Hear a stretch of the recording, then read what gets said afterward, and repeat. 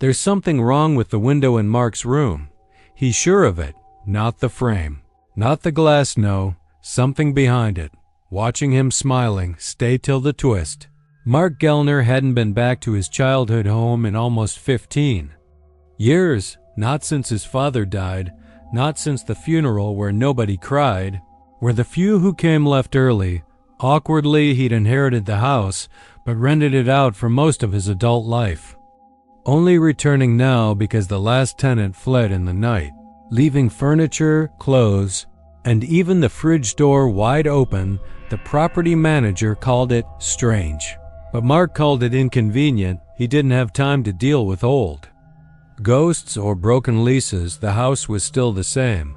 Creaky floors, pale wallpaper stained from time, and the smell of rot clinging stubbornly to the corners, the kind of smell you didn't notice until you were alone and not talking, the kind of silence that settled heavy on your chest. Mark chose his old bedroom, the one at the end of the hallway with the tall window facing the woods.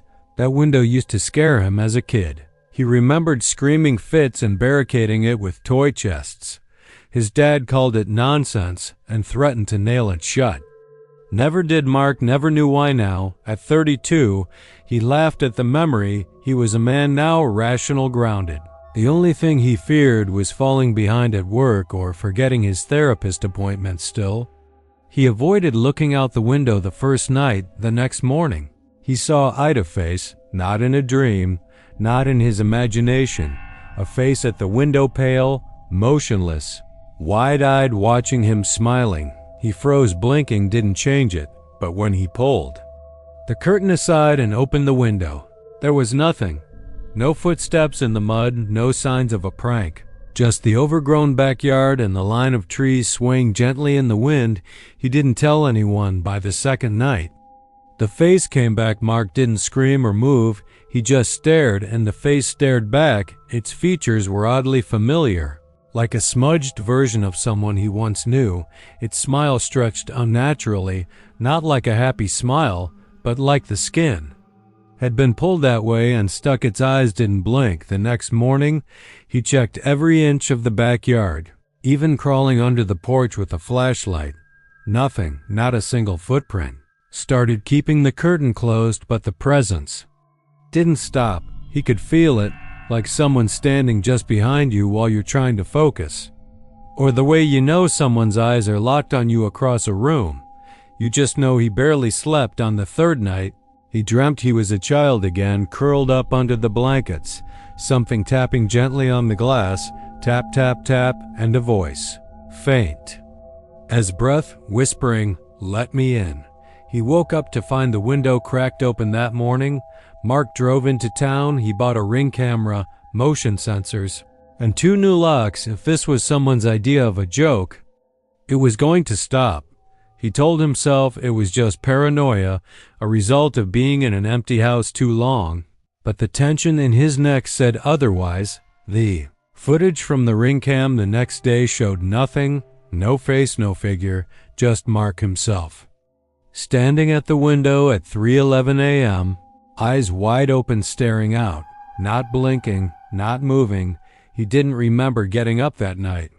Mark nailed the window shut. It didn't help. He heard it, now soft scratching behind the glass, sometimes in patterns, sometimes in frenzied spasms like claws on wood.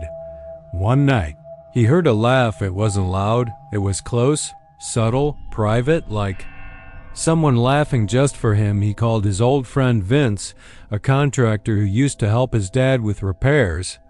Could be wind warping the siding.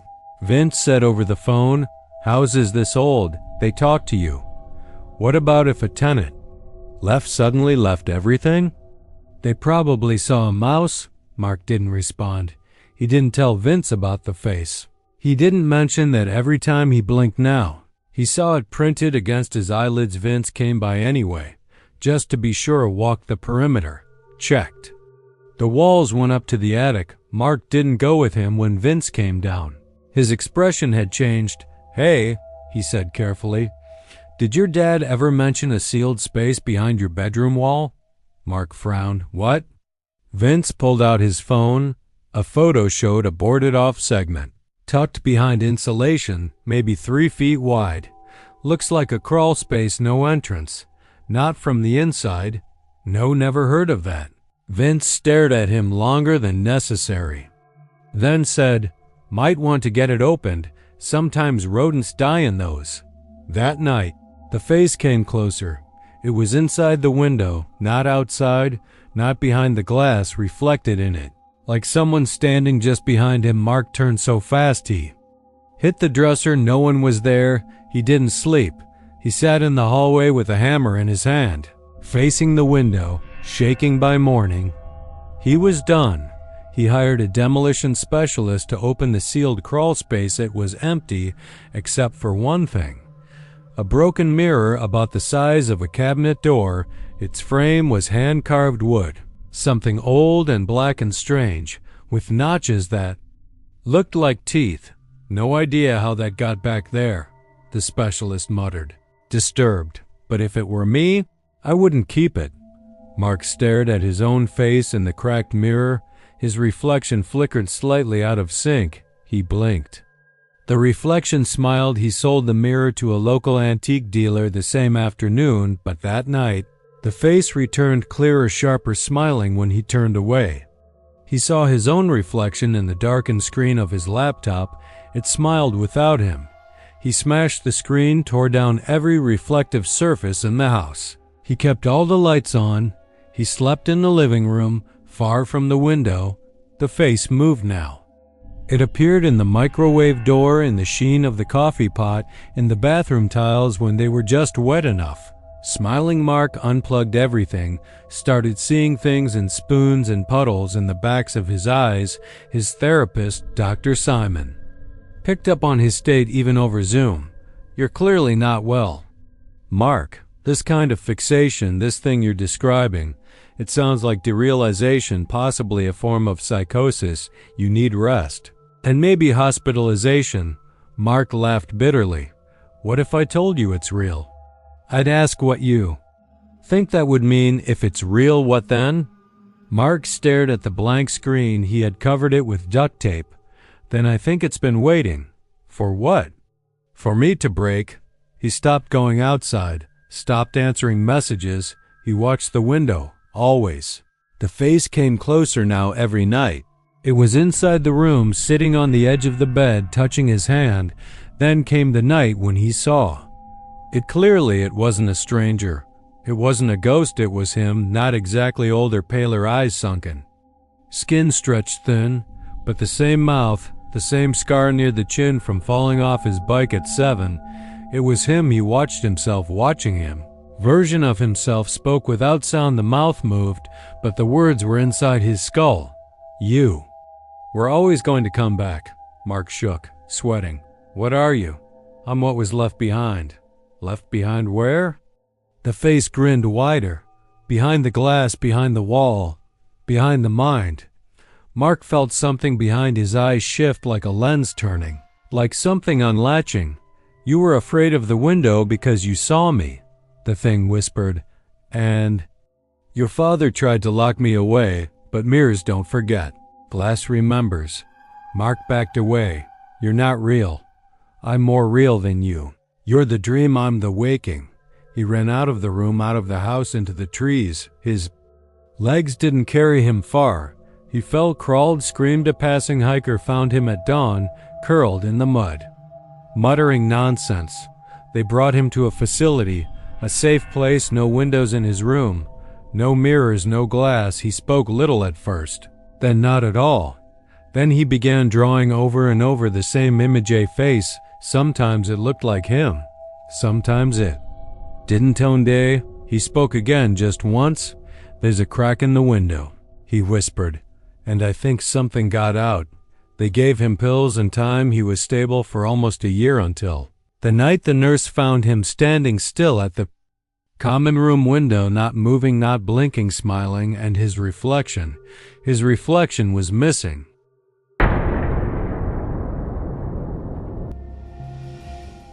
They said the room helped people hear their own thoughts more clearly, but when the voices started arguing back, it was already too late. Stay till the twist. The echo chamber was housed in the lowest floor of the institute, not in the basement. No, deeper than that, you had to take a freight elevator with an old iron gate.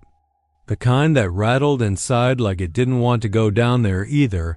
It had been designed decades ago by a man named Dr. Grayson Holt, a name whispered with reverence in psychology circles and unease in janitorial ones. It was originally intended as a sensory isolation room, pure silence, zero distractions, just you and your mind, and for decades. It was just that, a room so acoustically perfect.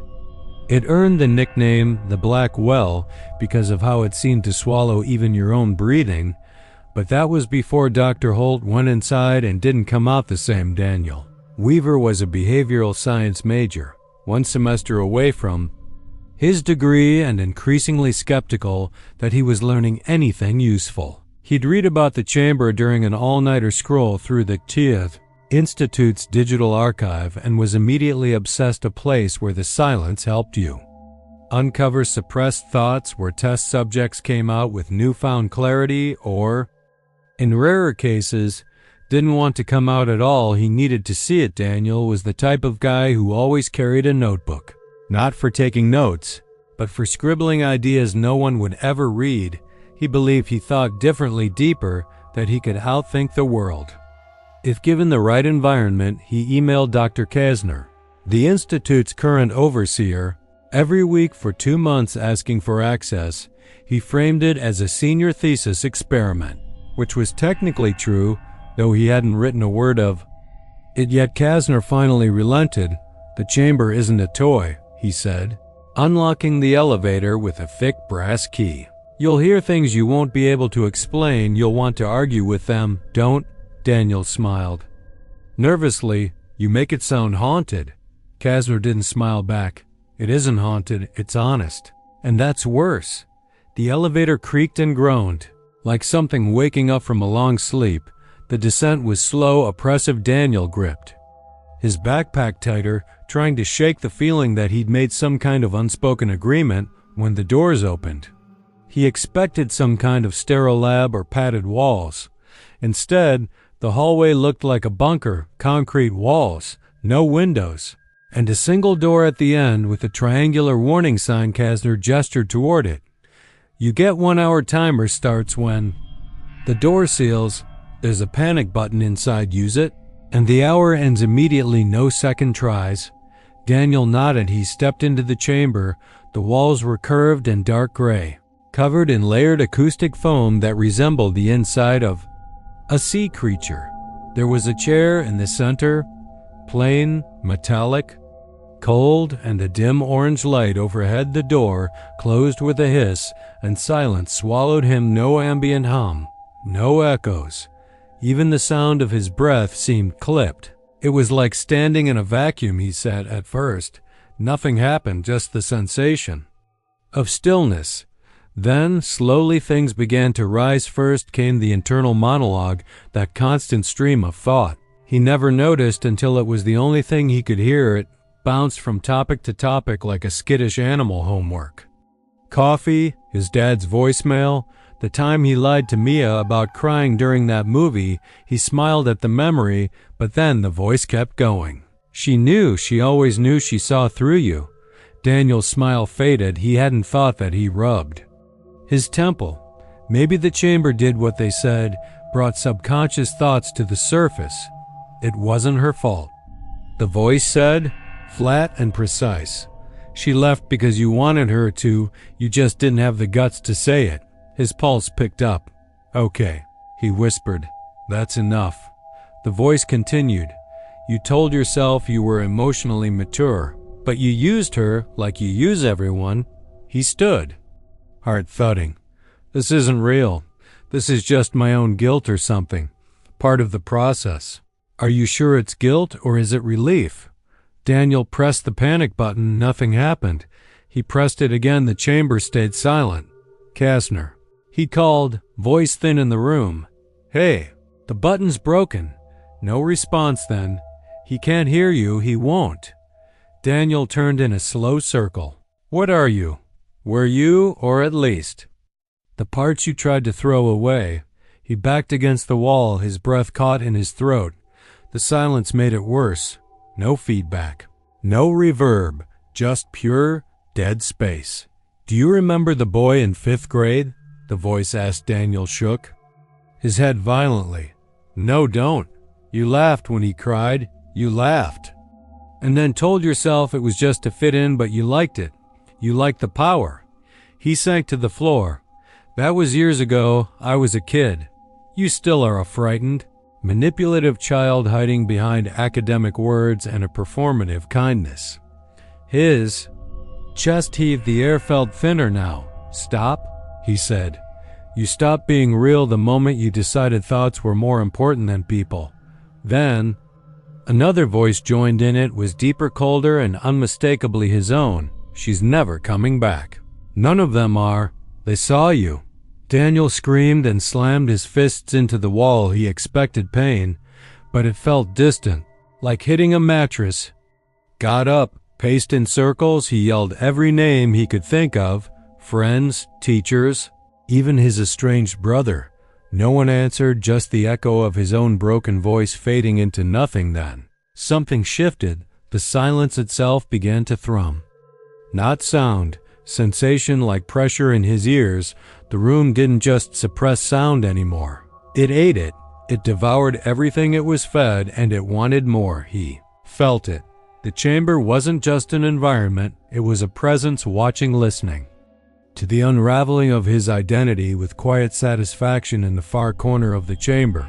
The foam seemed to move just a little now. Not foam, a figure hunched, featureless, identical in shape to him. "Who are you?" Daniel whispered. The figure mimicked him. "Who are you?" It stepped forward, and with each step, memories burst in Daniel's mind like electrical shocks. The time he threw away his brother's letters, the lie he told at his internship that got a coworker fired, the online persona he crafted to seem enlightened. Each memory was precise, undeniable, and laced with self-betrayal. The figure was closer now. It tilted its head. "I'm what's left when you stop pretending." Daniel stumbled backward. "You're just a hallucination, a manifestation of guilt. This is psychology, not possession." Is there a difference? The lights flickered. The orange glow turned red, then dimmed completely in the darkness. He felt breath, not his own, against his face, then a whisper, "Let me in." He screamed again, reaching for the panic button, slamming it over and over. It clicked. The door hissed open. Light flooded in. Kasner stood there, clipboard in hand, face unreadable. Daniel collapsed into him. "It talked to me. It became me." Kasner helped him up, slowly. "How long did it feel like?" Daniel blinked. "I don't know, hours, days, but the voices." Kasner showed him the clipboard. The timer read 1208. You. Lasted 12 minutes. Daniel's mouth went dry. He was taken to the infirmary. They asked him questions. He answered vaguely, afraid of what he might say. The voices were gone, for now, but something had shifted. The silence wasn't outside anymore. It was in him. The chamber had taken something. Withdrew from school 2 weeks later. No reason given. A month after that, his neighbor found him sitting in a lawn chair in his backyard at 3:27 a.m., staring at the stars, whispering to himself. He didn't respond when spoken to, just kept repeating, "I don't want to listen anymore." He was admitted. The doctors ran tests, found nothing conclusive, but every night, as they walked past his room, they heard two voices arguing quietly inside, and Daniel was always alone. One morning, Dr. Kasner received a manila envelope with no return address. Inside were pages, hundreds of them, filled with scrawled writing, diagrams of the chamber, maps of the mind, confessions, and one final line, repeated again and again across the margins. "The echo is not repetition. The echo is something waiting to answer." Kasner sealed the papers away. Told no one the chamber remained. They still use it for research, for clarity, for those who think they can outthink themselves, and every so often, someone leaves a little different, a little quieter, or worse, Someone leaves, but doesn't really leave because the echo follows, and once you hear it, it never forgets your voice.